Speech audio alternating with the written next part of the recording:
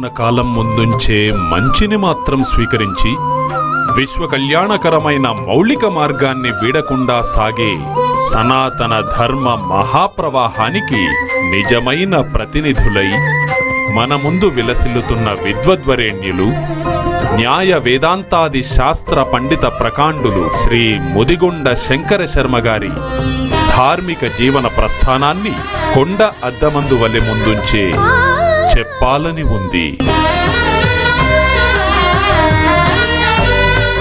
గురుగారు నమస్కారం అండి. చెప్పాలనుంది కార్యక్రమానికి స్వాగతం. గురుగారు, మీరు వేదమే జీవితంగా మీ జీవనాన్ని సాగిస్తూ ఉన్నారు. అసలు ఈ తరహా వేదం ఈ లైన్లోకి రావడానికి కారణం ఏంటి? మీ వంశపారంపర్యంగా మీరు ఆచరిస్తూ వచ్చిన మీ సంప్రదాయమా, లేకపోతే మీకు అసలు ఒక చాయిస్ ఉండిందా? ఇటువైపు రాకుండా ఇంగ్లీష్ చదువులు చదువుకుని అలా వెళ్ళే అవకాశం ఉండిందా? ఎలా వచ్చారు ఈ మార్గంలోకి? ఛాయిస్ లేకపోవటం ఏం లేదు కానీ అమ్మా, మాది అసలు గుంటూరు జిల్లాలో సత్తెనపల్లికి పిడుగురాళ్ళకి మధ్యలో ఉండేటువంటి చౌటపాపాయిపాలెం అగ్రహారం. మా నాన్నగారు సుప్రసిద్ధ పండితులు, తర్క వేదాంతాల్లో చాలా గొప్ప పండితులు, ముదిగొండ వెంకటరామ శాస్త్రి గారని. అనేకములైనటువంటి ఆస్థానాలలో వారికి జగద్గురు పీఠాలలో అనేక బిరుదాలు ఇచ్చారు. చిట్ట చివరిగా 1961లో శృంగేరి జగద్గురువులు బ్రహ్మ విద్యాలంకార అని ఒక బిరుదు కూడా ఇచ్చారు. అలాంటి పండిత వంశం. మా నాన్నగారికి జ్యేష్ఠపుత్రుడు మహాపండితుడే 21 సంవత్సరాల వయస్సులో చనిపోయినారు. ఆయన చాలా పెద్ద గ్రంథకర్త. సరే, భగవంతుడు ఎవరికి ఎంత ఆయుష్యం ఇస్తాడో చెప్పలేము. నేను ఒక్కడనే కుమారుణ్ణి, 5 ఆడపిల్లలు, మాకు అక్కయ్యలు. అయితే మా నాన్నగారు ఒకే దృష్టిలో ఉండేవారు. ఆయన వేదశాస్త్రాలను అభ్యసించడం కాక అనుష్ఠాన ప్రధానంగా ధార్మికమైనటువంటి జీవితాన్ని గడపటం. అగ్రహారం ఉంది, అందుకని ఎవరిని యాచన చేయవలసినటువంటి పని లేదు. మనకి ఈ అగ్రహారం వేదశాస్త్రములను అభ్యసించుట కొరకు అని సనదులో రాశారు. అంటే ఒక రాజుల నుంచి వచ్చింది, జమీందారులు నరసరావుపేట గుండారాయణి గారని ఆయన ఇచ్చినటువంటి జమీందారులో బుచ్చి నరుష్ శాస్త్రి గారని ఆయనకి సనదులో ఈ విశేషణం కూడా రాశారు. వాళ్ళు రాసినది మనం సఫలం చేయడానికి మనకేమిటి ఇబ్బంది? ఇప్పుడు ఎక్కువ మంది సంపత్తి ఉన్నది కనుక ఆంగ్ల విద్యలోకి ప్రవేశించి ఇంకా డబ్బు సంపాదన ముఖ్యమా, ప్రాచీనమైనటువంటి ధర్మానుష్ఠానం ముఖ్యమా? కనుక మన జీవితాలు ఇలా వెళ్ళటంలో గౌరవం ఇహలోక పరలోకాలకి రెంటికి సాధనం అవుతుంది. కనుక నీకు నేను వేదశాస్త్రాలే చెప్పిస్తాను అని చిన్నతనంలోనే మా నాన్నగారు. అసలు ఒక క్రమశిక్షణతో నా జీవితం చిన్నప్పటి నుంచి వచ్చిందమ్మా.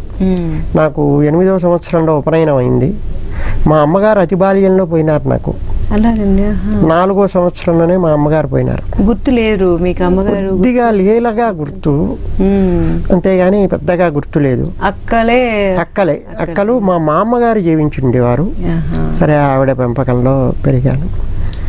అయితే నాన్నగారు నాకు ఉపనయన పూర్వమే ఆనాడు సహజంగా చెప్పుకుండేటువంటి సుమతి శతకం, దాశరథి శతకమే కాక సంస్కృతానికి సంబంధించి అమరం, త్రికాండలు, శబ్దమంజరి, కొంత కావ్యజ్ఞానం, ఇదంతా నాకు 8వ ఏటి లోపలనే కలిగించారు. యథార్థం చెప్పాలంటే అప్పటిదే సాహిత్యం ఇప్పటికి కూడా. తర్వాత ఉపనయనం అయిన తర్వాత వేదం చెప్పించారు. వేదం కూడా వారికి క్రమాంతం చెప్పించడం ఇష్టం లేదు, మూలం వరకే, ఇదే అవసరం గనక ఇంతవరకే. ఏంటండి కొంచెం అంటే క్రమాంతం అంటే ఏంటి?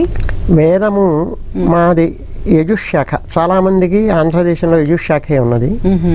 దీనిలో 82 ప్లస్ ఒక 2 84 పన్నాలు మూలం అంటారు దీన్ని. దీనిలో ఒక 44 పన్నాలు సంహిత అంటారమ్మా. అంటే అది ఒకే రకంగా దండగా వస్తుంది. విషయత్వోర్జేత్వ వాజవస్థోదేవోపస్సవితా ప్రార్పయిత శ్రేష్ఠతమాజకర్మణ, ఇట్లా వరుసగా వస్తుంది. ఇక బ్రాహ్మణము, ఆరణ్యకము అనేది వాక్యాలుగా ఉంటాయి. బ్రహ్మ సంధత్తం తన్మే జిన్వతం, క్షత్రకుం సంధత్తం తన్మే జిన్వతం ఇత్యాదిగా వచ్చేదంతా బ్రాహ్మణ భాగం అంటారు. ఇవి కాక చివరిలో ఉపనిషత్తులు, వేదాంతపరమైనవి, ఉపాసనాపరమైనటువంటి ఉపనిషత్తులు, ఈ మొత్తం కలిస్తే వేదం. దీని మీద ఈ సంహితకి పదము, క్రమము, జట, ఘన అని వికృతులు ఉన్నాయి. అంటే దీనిని విభజించుకోవటం అనేది శాస్త్రీయంగా పరిభాష తెలిసి విభజించడం కంట అలా కూడా అభ్యాసం చేయటం మంచిదని, ఈ గ్రంథానికి కొంత ఇంకా బలం వస్తుందనే ఉద్దేశంతో ఇషేత్వ ఊర్జేత్వ వాయవస్థ ఇట్లా ఆ మొత్తాన్ని ఎక్కడికక్కడికి విభజిస్తారు. దీన్ని కూడా వల్లించాలి పదాన్ని. దీని తర్వాత క్రమం ఇషేత్వ త్వోర్జే ఊర్జేత్వ అట్లా కలిపి వస్తుంది. నమస్తే తే రుద్ర రుద్ర మన్యవే మన్యవ ఉతో ఉతో ఇత్యుతో ఇలా దీని క్రమం అంటారు. దీని మీద ఒక్కొక్క పదము 6 పర్యాయాలు వచ్చేది జట, 13 పర్యాయాలు ఘన. అంటే ఆ ఘన అంత అయితే మూలం ఇదే, దేనికైనా ఆధారం ఇదే. నాన్నగారి అభిప్రాయం ఎలా ఉండేదంటే 16 సంవత్సరాలు వచ్చేదాకా ఈ మూలం అయిపోయింది నాకు. తర్వాత ఇంకో 2 సంవత్సరాలు 3 సంవత్సరాలు క్రమాంతం చెప్పుకొని తర్వాత ఘనాంతం చెప్పుకునేటప్పటికి 5 సంవత్సరాలు అయిపోతుంది. ఈ లోపల నీకు తర్కము వేదాంతము నేను కొంత చెప్పడానికి అవకాశం ఉంటుంది కదా. ఇది బాల్యంలో చెప్పుకోవటం వల్ల ప్రయోజనము. ఇప్పుడు మంత్రభాగమే దేనికైనా ఉపయోగిస్తుంది, కానీ ఈ పదక్రమ జటా ఘనలు అనేవి నీకు దేనికి ఉపయోగించేవి కావు. లేకపోతే అది ఒక దార్ఢ్యాన్ని కలిగిస్తుంది ఈ పూర్వభాగం వరకు. అది ఇప్పుడేం వద్దులేమ్మని నాకు వెంటనే తర్క భాగం ప్రారంభించారు. తర్వాత మా నాన్నగారు ఏవో ఉపన్యాసాలు చెప్తూ విజయవాడలో ఉంటే నేను స్వగ్రామంలో వ్యవసాయం చేస్తూ ఉండేవాడిని. ఆ టైంలో అవకాశం వచ్చిందని మా బావగారి దగ్గర పదక్రమాలు కూడా చెప్పుకున్నాను. అయితే ఈ చెప్పటం వారి కర్తవ్యం, వారు చేశారు, కానీ వారు చెప్పినందుకు నేను పూర్తిగా సార్థక్యాన్ని పొందలేకపోయినా. ఎందుకంటారు? ఎందుకంటే అక్కడ మాకు కొద్దిపాటి భూములు ఉన్నాయి. ఆ భూముల్ని అన్యాక్రాంతం అయితే తిరిగి మనకి స్వాయత్తీకరణ జరగదేమో అనే భయంతో సొంత వ్యవసాయం చేయిస్తూ ఉండాల్సిన దుస్థితి వచ్చింది. ఈ సొంత వ్యవసాయం అనేది కృషితో నాస్తి దుర్భిక్షం అని వెనకటికి ఒక సామెత. కృషి చేస్తే దుర్భిక్షం అనేది ఉండదు అని. కానీ దీనికి కృషితః అనేది పంచమి అర్థం. మా నాన్నగారు సమన్వయం చేశారు, నాయన దీని వ్యవసాయం వల్ల నీకేం ప్రయోజనం అనేది, పొలాలు అమ్మేసి నా దగ్గరికి రా ఇంకా చదువుకుందు కానీ అని. ఆ మాట అప్పుడు నేను పట్టించుకోలే, అది కొంత దురదృష్టం. ఆయన దగ్గర ఉంటే ఇంకా కొంత విద్యను అభ్యసించుకోవటానికి వీలయ్యేది. కృషితః అంటే అది కాదు అర్థం, వలన కంటే పట్టి పంచమి అని కదమ్మా, పంచమికి అర్థం. కృషి వలన దుర్భిక్షం లేదని. మరొక అర్థం కూడా చెప్పుకోవచ్చు, కృషి కంటా దుర్భిక్షం లేదని. కానీ మంచి భూములు కదండి, మంచి భూమి. కానీ బ్రాహ్మణ వ్యవసాయం, వీళ్ళు కారైతలే గాని కర్తలు కాదు. సొంతంగా రైతు తను పొలంలో పని చేస్తూ కూలీని రమ్మని పిలుస్తాడు. వేదం నేర్చుకోవడం ఒక ఎత్తండి, దాని అర్థం తెలుసుకుని అది కూడా ఉంది కదా, అది కూడా మీకు మంచి మాట అడిగారు. వేదార్థాన్ని తెలుసుకున్న వాళ్ళు ప్రస్తుతం మన ఆంధ్రదేశంలో ఒక 10-12 మంది గంట లేరమ్మా. దాంట్లో కూడా మా మామగారు అంటే మా నాన్నగారి మేనలుడు, ఆయన రాష్ట్రపతి అవార్డు గ్రహీత సన్నిధాన లక్ష్మణమూర్తి చౌధాల గారని. మా నాన్నగారి దగ్గర వేదాంతం చెప్పుకున్నారు మళ్ళీ ఆయన వేదార్థ పండితులలో సర్వోత్తముడు ఆంధ్రదేశంలో. ఆయన శిష్యులే దాదాపు ఇప్పుడు ఇక్కడ వేదార్థాలు చెప్తూ ఉన్నటువంటి వాళ్ళు. అంత సులభమైన విషయం ఏం కాదు. అయితే తర్క వేదాంతాల కంటే కష్టమైంది కాదు, దాని మీద శ్రద్ధ పడితే అంత కష్టమేం కాదు. అయితే అస్మదాదుల పరిస్థితి ఏమిటి అంటే కాస్త కుస్తో తర్కబలం వేదాంతంలో అధికరణాలు అవన్నీ కూడా విధానం అంతా తెలుసు కనుక ఎక్కడైనా సందేహం వస్తే ఆ వేద భాష్యం చూసుకుంటూ అన్వయం చేసుకుంటూ వేద తాత్పర్యాన్ని తెలుసుకోవటం అనేది కొంత సుసాధ్యం కాకపోయినా కొంత కష్టసాధ్యం అవుతుంది, అసాధ్యం మాత్రం కాదు. అది నాకు స్వాధీనంలోనే ఉందమ్మా. అవసరమైనప్పుడు చూసుకోవటం అంతవరకు నేను చేసుకోగలిగాను. గురుగారు, ఇప్పుడు ఒక కర్తవ్యంగా ఇది నేర్చుకోవాలి అని నాన్నగారు చెప్పారు, భావించారు అంటున్నారు. మరి కర్తవ్యంగా నేర్చుకోవాలంటారా, లేదంటే అసలు దీనివల్ల సమాజానికి ఒక అవసరం కూడా ఉంటుందంటారా? ఇందాక నేనంటేనే బ్రాహ్మణస్య చ దేహోయం క్షుద్రకామాయ నేష్యతే అని ఆ మాట అన్నానో లేదో. బ్రాహ్మణ దేహం అనేది కేవలము సుఖానుభవము కొరకు మాత్రమే పరమేశ్వరుడు సృజించలేదు, సమస్త ప్రజానీకము యొక్క క్షేమాన్ని నిర్వహించడం ఇతడి యొక్క కర్తవ్యం. ఇప్పుడు ఏదైనా పారాయణ చేయండి, లేదా ఏదైనా యజ్ఞయాగాది క్రతువులు చేయండి, చిట్ట చివరిలో అనాల్సిన మాట ఏంటి, స్వస్తి ప్రజాభ్య, ప్రజలందరికీ కూడా క్షేమం కలగాలి అని. ఈ యజ్ఞయాగాది క్రతువులు చేస్తున్న స్వార్థం కోసమే చేయటం కాదు, సుభిక్షంగా ఉండాలి మొత్తం అనేటువంటి ఉద్దేశంతోనే బ్రాహ్మణుని యొక్క జీవిక చెప్పారు. వీడికి సుఖానుభవం అనేది ప్రధానంగా చెప్పలేదమ్మా. తదన్నం తద్రసంతోనే ఇతడు జీవించవచ్చును. అయితే సుఖాలు వస్తే త్యజించమని కాదు, దాని కొరకు వెంపర్లాట అక్కర్లేదు అనేటువంటి ఉద్దేశం మహర్షులు తెలియజేశారు. కర్తవ్యం కూడా అలానే ఉంటుంది. వేదం చదువుకుని పాటించడం వల్ల సమాజానికి చాలా క్షేమం ఉందమ్మా. అందరి యొక్క కర్తవ్యములు అందులో ఉన్నాయి. మరి బ్రాహ్మణుల కర్తవ్యం వేదం నేర్చుకుని సమాజానికి హితం చేయడం అంటున్నారు. కానీ ఇప్పుడు ఎక్కువ మంది బ్రాహ్మణ కుటుంబాలు ఏ కారణాలకైనా కానివ్వండి విదేశాలకు వెళ్ళిపోతున్నారు. ఇక్కడ మనకి వాళ్ళకి సీట్లు దొరకకో, లేక కష్టంగా ఉండో, లేదా వేద విద్యనే నమ్ముకుంటే గడవదన్న భయంతోనో చాలా మంది అమెరికాకు వెళ్ళిపోతున్నారు. మరి ఈ పరిరక్షణ ముందు ముందు తరాలు ఎలా జరుగుతుందంటారండి?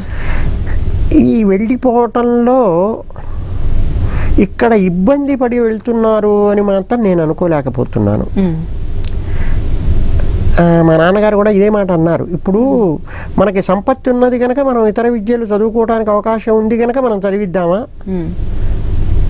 సంపత్తి లేని వాళ్లే వేదాధ్యయనం చేయాలా? ఇది ఎంత దురదృష్టకరమైనటువంటి మాట. అది కాదు.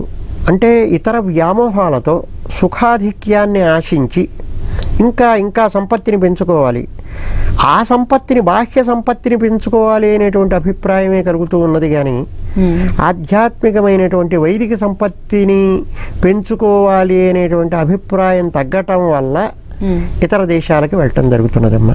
కలికాల ప్రభావం అనుకోవాలి. అంతేగాని అయితే దీనివల్ల వేదం అనేది ఉపక్షీణం అవుతుందని ఎప్పుడూ మనం అనుకోకర్లే. ఎందుకంటే పరమేశ్వరాజ్ఞా రూపమైంది. కలికాల ప్రభావము కూడా ఇలా ఉండటం అనేది పరమేశ్వరుని యొక్క అభీష్టమే. ఈ కాల ప్రభావం కనుక కొంత అధర్మానికి ప్రాబల్యం ఉండాలి. ఇక్కడ ఒక్క పాదంతోనే ధర్మం నడుస్తూ ఉంటుంది కనుక దీనికి అనుగుణమైనటువంటి బీజాలు ఎప్పుడూ ఉంటాయి. చక్కటి బీజాలు దాచిపెట్టుకునే ఉంటాడు పరమేశ్వరుడు. సమయం వచ్చినప్పుడు వాటిని తీస్తాడు. గురుగారు, ఈ రోజుల్లో ఉన్న పరిస్థితులు బట్టి వింటే శాస్త్రాల్లో వేదం కేవలం బ్రాహ్మణులే చదవాలనేది కొంచెం వినడానికి, అంటే కొంతమంది నిషేధించారు, కొంతమంది చదవడానికి వీల్లేదన్నారు అన్న అర్థం స్ఫురించినట్టుగా ఉన్నాయి. అది మరి సమ్మతమేనా? అలా ఉండడం అనేది న్యాయమేనా? ఇప్పుడు తరించే మార్గం అనేది ప్రధానం అమ్మ. శృతులు, స్మృతులు, ఆచారములు ఇవన్నీ కూడా మనం ప్రమాణంగానే తీసుకోవచ్చు. వేద సారములే సమస్త పురాణాలు, సమస్త స్మృతులు. వేదములు చదవటానికి ఉపనయనం కావటం అనేది ఒకటి ప్రధానమైనటువంటి కర్తవ్యంగా వేదశాస్త్రాధ్యయనం చేయటంలో శాస్త్రాలు చెప్పారు. శాస్త్రాలు చెప్పినవి కనుక అట్లా చేస్తున్నారు. అంతేగాని వేదములలో ఉండేటువంటి విషయములను ఎవరు గ్రహించడానికి వీల్లేదు అని ఎప్పుడూ లేదమ్మా. కనుక ఎవ్వరికీ నిషేధమేం లేదు. కానీ ఇప్పుడు ఒక BA విద్యార్థి వెళ్ళి నేను ల్యాబ్లోనే పనిచేస్తాను, BSc చదువుతున్న వాడు చేయవలసినటువంటి పని నేను చేస్తాను అని పట్టుదలకపోతే దాంట్లో యాసిడ్ ఏదో పగలటం, వీడి ఒంటి మీద పట్టడం ఏదో అవుతుంది. అంటే ఇలా అర్థం చేసుకోవచ్చండి, వేద జ్ఞానం అందరికీ వెళ్ళవచ్చు, కానీ వేద పరిరక్షణ మాత్రం కొంతమంది చేయాలి. అదే పనిగా పెట్టుకుని రక్షిస్తేనే గానీ కష్టం అని చెప్పి వేద పరిరక్షణ కొంతమంది అప్పచెప్పబడింది. ఇప్పుడు తిరుపతికి వెళ్తున్నాము, మేమందరం యువతల కూర్చొని చేతులు కట్టుకోవాల్సిందే కదా. మాకంటే సుష్టుగా ఆయన ఏం చెప్పలేడండి, నేను లోపలికి పోతానంటే అక్కడ ఎవరైతే నిర్దేశింపబడ్డారో వాళ్లే అక్కడ ఉండాలి. అలా ఒక కట్టుదిట్టమైనటువంటి వ్యవస్థ ప్రతి దాంట్లోనూ ఉన్నది. ఇప్పుడు మీరు పెద్ద విద్యావంతులే, ఆయన గ్రాడ్యుయేట్ మాత్రమే అక్కడ టికెట్ ఇచ్చేటువంటి వాడు రిజర్వేషన్లో. మీకేం తెలుసు, నేను లోపలికి వచ్చి కూర్చొని నాకు కావాల్సింది తీసుకుంటానంటే అది న్యాయం కాదు కదా. ఎవరు దేనికి చెప్పబడి ఉన్నదో దానికే వాళ్ళు చేయటం అనేది న్యాయం. తదర్థావబోధ అనేది అందరికీ ధరించడానికి, ముక్తిని పొందటానికి మానవుడైతే చాలు.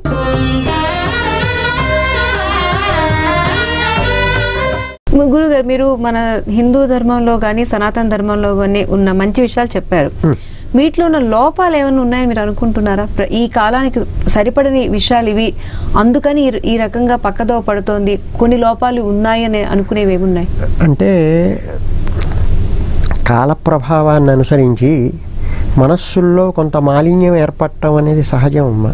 అలా కొంతమంది ఆస్తికులకు కూడా వాళ్ళకు వచ్చేటువంటి ఈది బాధలు వగైరాలు, పరమేశ్వరుడు మనం ఇంత ఆరాధన చేస్తున్నా మనకేమీ చేయటం లేదే, అదిగో అక్కడ గోసాయి దగ్గరికి పోతే ఈ ప్రయోజనం వచ్చిందే, లేకపోతే ఇంకో చోటకి పోతే ఇంకోటి వచ్చిందే అనేటువంటి ఉద్దేశ్యంతో కొద్ది మంది డైవర్ట్ అయిన వాళ్ళు ఉన్నారు. అది ఇంకొంచెం విచికిత్స చేసుకోవాలి. మనం ఇప్పుడు అనుభవించేటువంటి సుఖదుఖాలు ఇప్పుడు మనం జాయిన్ అయిన రోజునే మనకి జీతం వస్తున్నదే, నెలాఖరుకు వస్తున్నది. అలానే ఎప్పుడూ చేసుకున్నటువంటి పుణ్యపాపముల యొక్క ఫలితాన్ని ఇప్పుడు మనం పొందగలుగుతున్నాం. కనుక ఇప్పటిది కాదు ఇది అని తావన్మాత్రమైనటువంటి దృష్టిని కనుక పొందితే ఇట్లాంటి అభిప్రాయాలు పోతాయి. తర్వాత వారు చేసి మాత్రం వారికి ఏం వెలగబెట్టారు, వాళ్ళ ఇంట్లో అట్టా సుఖం లేదు ఇట్టా సుఖం లేదు, కనుక మనం ఏదో వెనకటి వాటిని పట్టుకొని వేళ్లాడితే లాభం లేదు, ఇప్పుడు భవిష్యత్తుని మనం చూసుకోవాలి అనేటువంటి ఆపాతతః ఉండేటువంటి దృష్టితో ఇప్పుడు అటు చుట్టూతా యూటర్న్ తీసుకొని రావాలి. అది శాస్త్రీయమైన మార్గం. కానీ మధ్యలో నుంచే కొద్ది ఎత్తు తక్కువగా ఉన్న చోట మోటార్ సైకిల్ ఎక్కించి అవతలకి తిప్పుకోపోతే 1 కిలోమీటర్ కలిసి వస్తుంది. ఈ ప్రయత్నం చేశామనుకోండి ఇప్పుడు సుఖంగానే ఉంటుంది, ఇది మరొకప్పటికి ఇబ్బంది అవుతుంది, ఎప్పుడు పెద్ద దెబ్బ కొడుతుంది. అలానే ఇది భగవంతుడి యొక్క ఆజ్ఞకి విరుద్ధంగా మనం ప్రవర్తిస్తున్నాము అనేటువంటి జ్ఞానం కలిగిన నాడు అపిచేత్ సుదురాచారః భజతే మామనన్యభాక్ సాధురేవ సమంతవ్య అన్నాడు భగవద్గీతలో. వాడు ఎంత దురాచారం చేసిన వాడైనా సరే వాడికి నిజమైనటువంటి పశ్చాత్తాపం గనక కలిగితే వాడు నా భక్తుడుగా నేను అంగీకరిస్తాను, వాడు సాధువుగానే నేను అంగీకరిస్తానన్నాడు. అంటే వ్యక్తిలోనే మార్పు రావాలి, వ్యవస్థలో ధర్మంలో మార్పు రావాల్సిన అవసరం లేదు. ధర్మాలలో మార్పులంటే ఇందాక నేను చెప్పానే, శారీరకమైనటువంటి పటుత్వము, మానసికమైనటువంటి పటుత్వము, ఇవి యుగానికి యుగానికి మారుతూ వస్తాయమ్మా. అప్పటంత ధీరోదాత్తులైనటువంటి మానసిక స్థైర్యం కలిగినటువంటి మనుషులు కృతయుగంలో వాళ్ళు త్రేతాయుగంలో లేరు, త్రేతాయుగంలో వాళ్ళు ద్వాపరయుగంలో లేరు, ద్వాపరయుగంలో వాళ్ళు కలియుగంలోనూ లేరు. ఆకారం దగ్గర నుంచి కూడా వాళ్ళు చాలా ఉన్నతమైనటువంటి అన్ని రకాలుగా ఉన్నతం. వాళ్ళకు ఉన్నటువంటి మనోనిగ్రహ శక్తి ఈ కలియుగంలో లేదు కనుక ఫలపైతృకం దేవరాజ్య సుతోత్పత్తి అని ఇట్లా చెప్పుకొచ్చాడు కొన్ని కలి నిషిద్ధములైనటువంటి విషయములు. మరి అప్పుడు ధర్మమైనవి ఇప్పుడు ఎందుకు కాదు అంటే, కొంచెం బలహీనంగా ఉండేటువంటి కుర్రవాడిని నాయన నువ్వు బాగా తినాలిరా నీకు స్ట్రెంత్ రావాలి అని డాక్టర్ చెప్పాడు. సరే బాగానే ఉంది, వీడు తింటున్నాడు. ఈ లోపల వీడికి ఏదో జ్వరం వచ్చింది. నువ్వేం తినకూడదు, 2 రోజులు పచ్చం చేయాలని చెప్పాడు. మొన్న తినమని చెప్తివి, ఇవాళ పచ్చం చేయాలంటుంటివి. ఇదే డాక్టర్ కదా 2 సార్లు చెప్పింది అంటే పరిస్థితిని పుచ్చుకొని 2 రకాలుగా చెప్పాల్సి వచ్చింది. కనుక ద్వాపరయుగంలో ధర్మం అయిందిట, కలియుగంలో అధర్మంట అని అంటే అప్పుడు తినమన్నట్ట ఇప్పుడు వద్దన్నట్ట అని అంటే ఎట్లా? అంటే దేవరాజ్య సుతోత్పత్తి అంటే సామాన్యమైన మాట కాదమ్మా అది. మరి మరిది వల్ల భర్త పోయినప్పుడు సంతానాన్ని కనమని ఇతర యుగాలలో చెప్పింది, అది కలియుగంలో వద్దన్నారు. నవనీత దీక్ష చేసుకొని ఆ సంతానార్థమై వదిన గారి దగ్గరికి వెళ్ళాలి ఇతను, తర్వాత మళ్ళీ మాతృభావంతో ఉండాలి. అలా ఎంతవరకు ఉండగలరు కలియుగంలో ఉండేటువంటి మానవులు? కనుక దాన్ని నిషేధించారు. ఇంత మోడర్న్ థాట్ ఒకప్పుడు ఉందని అసలు ఊహించలేమండి. ఇప్పుడు అది ఆనువంశికమైనటువంటి అది చెడిపోకుండా ఉండాలి. సంతానం చాలా తక్కువగా ఉండేది ఆ రోజుల్లో. సహజంగా తామసాహారం తీసుకోదగినటువంటి వాళ్ళు ఉన్నారు, వాళ్ళు తీసుకున్నా వాళ్ళకి తేడా రాదు. ఈ ముఖ్యంగా ఈ అపార్థాలు అనేవి ఎందుకు జరుగుతున్నాయంటే, పూర్వం చెప్పిన ధర్మం, ఏ యుగానికి చెప్పిన ధర్మాన్ని ఈ యుగంలో విని మనం తప్పుగా అర్థం చేసుకోవడం వల్ల అది కూడా కొంత కారణం. కన్ఫ్యూజన్ కావటానికి కారణం ఏంటి అంటే, వెనక ఒకప్పుడు ధర్మాలే కదా, అప్పుడు స్వయంవరాలున్నాయి కదా, ఇప్పుడు బాల్య వివాహాలు అంటారు ఏమిటి, ఇట్లాంటి మాటలు వస్తూ ఉన్నాయి. దానివల్ల ముఖ్యంగా మనం ఈ ధర్మానికి ఏది అవసరమో, ఈ యుగానికి ఏ ధర్మం అవసరమో తెలుసుకోవడం అది ప్రత్యేకంగా చెప్పబడ్డది. మనుస్మృత్యాదులన్నీ ఉన్నాయి, అన్ని యుగాలకి సంబంధించినవి ఉన్నప్పటికీ ఈ యుగానికి సంబంధించి పరాశర స్మృతిని ముఖ్యంగా మనం తీసుకోవచ్చు. మనుస్మృతికి పరాశర స్మృతికి ఎక్కడైనా భేదం వస్తే అప్పుడు పరాశర స్మృతినే మనం అనుసరించాల్సి వస్తుంది. అయితే మరొకటి కూడా నేను మీరు అడక్కపోయినా సమయం వచ్చింది కనుక చెప్తున్నాను. ధర్మాచరణ అనేది చేతనైనంత వరకు మనం ప్రయత్నిద్దాం. ఎక్కడైనా చెయ్యలేకపోతే ఏమిటి చేసేది, ఈ చేసినందువల్ల ఏం ప్రయోజనం వచ్చింది అని ఇట్లాంటి అభిప్రాయంలోకి ఎవరం రావద్దు. ఆస్తికులమైన వాళ్ళందరం మనం చేయలేకపోయినాం, దానికి పశ్చాత్తాపపడదాం. గురుగారు, ముగించే ముందు మీ రహస్యం, మీరు ఇంత చురుకుగా 75 ఏళ్ళు అంటున్నారు, మీరు ఇంత చురుకుగా మాట్లాడుతూ ఇంత యాక్టివ్ గా ఉండడానికి రహస్యం ఏంటి? మీ ఆరోగ్య రహస్యం ఏంటి? మీ మానసిక ఆరోగ్య రహస్యం ఏంటి? మానసిక ఆరోగ్యం అంటే మా నాన్నగారు చెప్పిన బ్రహ్మ విద్య. అంటే నేను అని స్థూల సూక్ష్మ శరీరముల యందే తాదాత్మ్యాన్ని పెట్టుకున్నప్పుడు దానితో వాడు బాగా వ్యాపృతుడైతాడమ్మా. అది పోయింది, అయ్యో అయ్యో అయ్యో పోయింది పోయింది పోయింది. ఈ స్థూల శరీరం నేనా, ఈ వేలు నేనా, ఆపరేషన్ చేస్తే ఓ వేలు తీసేస్తా, నేను పోయినా అని అంటానా? అలానే కన్ను ఏదైనా ఆపరేషన్ చేస్తారు రాదు అంటే దృష్టి పోయింది కనుక నేను పోయినా అని అంటారా? నా కన్ను పోయింది, నా వేలు పోయింది, అట్లానే నా మనస్సు బాగాలేదు, మళ్ళీ వేదాంతంలోకి పోతున్నాను అనుకుంటారేమో. అంటే నాహందేహో నేంద్రియాణి నాంతరంగ న ప్రాణవర్గ న బుద్ధి దారావత్య క్షేత్ర విత్తాది దూర సాక్షి నిత్య ప్రత్యేగాత్మా శివోహం. ఈ పట్టు కుదిరిచ్చారు కొంతవరకు నాన్నగారు. దాన్ని తలుచుకొని కష్టాలనేవి నేను చాలా పడ్డా. అనేక అధర్మయుక్తులైనటువంటి వ్యక్తుల వల్ల వచ్చినటువంటి కష్టాలని చాలా ఎదుర్కొన్నా. ఎప్పుడు నేను అధైర్యపడలే. నాన్నగారు చెప్పినటువంటి అంటే ఈ శరీరములు, స్థూల సూక్ష్మ శరీరములు ఇవి సత్యమైనటువంటివి కావు, సత్య వస్తువు లోపల ఉన్నటువంటి చైతన్యమే. కనుక దీనికి వచ్చినటువంటి కష్టాలు నావి అని అనుకోకూడదు. శరీరం ఈ కష్టాన్ని చెందుతున్నమాట నిజమే. భార్యాపుత్రులకు ఎట్లాంటి కష్టాలు, ఈ శరీరానికి వచ్చినటువంటి కష్టాలు కూడా అట్లాంటివి అని ఉపేక్ష దృష్టితో ఎప్పుడైతే ఉండటానికి మనం ప్రయత్నిస్తామో ఆ ప్రయత్నం వల్ల మానసికంగా కొంతవరకు స్థిర చిత్తం అనేది ఏర్పడుతుందమ్మా. పైన ఇంకో తమాషైన మాట కూడా, నేను ఎప్పుడు కాఫీ తాగలే, అది కూడా ఒకటి కారణం. సకాల భోజనం వీలైనంత వరకు చేస్తా. పొద్దున పూట ఏమీ పలహారం చేయను. సకాలంలో 10:30-11 భోజనం చేస్తాను. సకాలంలో ఏవి చెయ్యాలో అవి చేస్తూ ఉంటే సక్రమంగా ఉత్సాహం బాగానే ఉంటుంది.